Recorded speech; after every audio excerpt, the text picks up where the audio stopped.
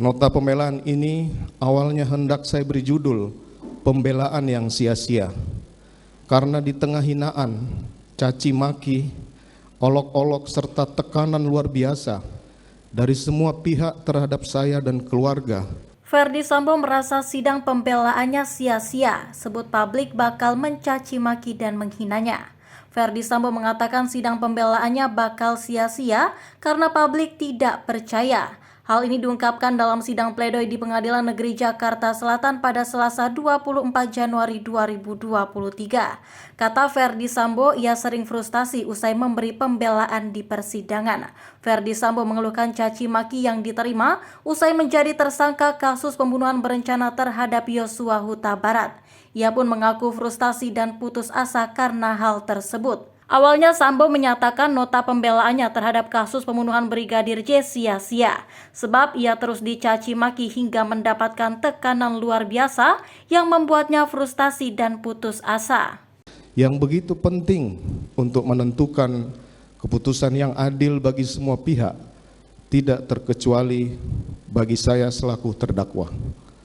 Majelis Hakim yang mulia, Jaksa Penuntut Umum, dan penasihat hukum yang terhormat. Nota pembelaan ini awalnya hendak saya beri judul "Pembelaan yang Sia-sia", karena di tengah hinaan, caci maki, olok-olok serta tekanan luar biasa dari semua pihak terhadap saya dan keluarga dalam menjalani pemeriksaan dan persidangan perkara ini, acap kali membawa saya dalam keputusasaan dan rasa frustasi. Berbagai tuduhan bahkan vonis telah dijatuhkan kepada saya sebelum adanya putusan majelis hakim. Rasanya tidak ada ruang sedikit pun untuk menyampaikan pembelaan, bahkan sepotong kata pun tidak pantas untuk didengar lagi, dipertimbangkan dari seorang terdakwa seperti saya. Selama 28 tahun saya bekerja sebagai aparat penegak hukum dan menangani berbagai perkara kejahatan termasuk pembunuhan. Belum pernah saya menyaksikan tekanan yang begitu besar terhadap seorang terdakwa sebagaimana yang saya alami hari ini. Saya nyaris kehilangan hak sebagai seorang terdakwa untuk mendapatkan pemeriksaan yang objektif, dianggap telah bersalah sejak awal pemeriksaan dan haruslah dihukum berat tanpa perlu mempertimbangkan alasan apapun dari saya sebagai terdakwa. Media framing dan produksi hoaks terhadap saya sebagai terdakwa dan keluarga secara intens terus dilancarkan sepanjang pemeriksaan.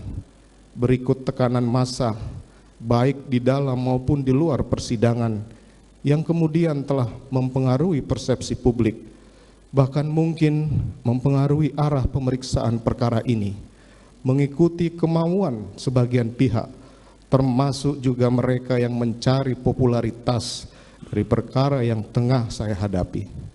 Saya tidak memahami bagaimana hal tersebut terjadi, sementara prinsip negara hukum yang memberikan hak atas jaminan, perlindungan, dan kepastian hukum yang adil serta perlakuan yang sama bagi semua warga negara di mata hukum masih diletakkan dalam konstitusi negara kita. Demikian pula prinsip praduga tidak bersalah atau presumption of innocence yang seharusnya ditegakkan berdasarkan artikel 11 Deklarasi Universal Hak Asasi Manusia, artikel 14 ICCPR, serta penjelasan umum butir ketiga huruf C KUHP. Demikian pula pasal 8 ayat 1 Undang-Undang Nomor 48 Tahun 2009 tentang kekuasaan kehakiman yang menegaskan bahwa setiap orang yang dituntut dan dihadapkan di muka sidang pengadilan wajib dianggap tidak bersalah sampai adanya putusan pengadilan yang menyatakan kesalahannya.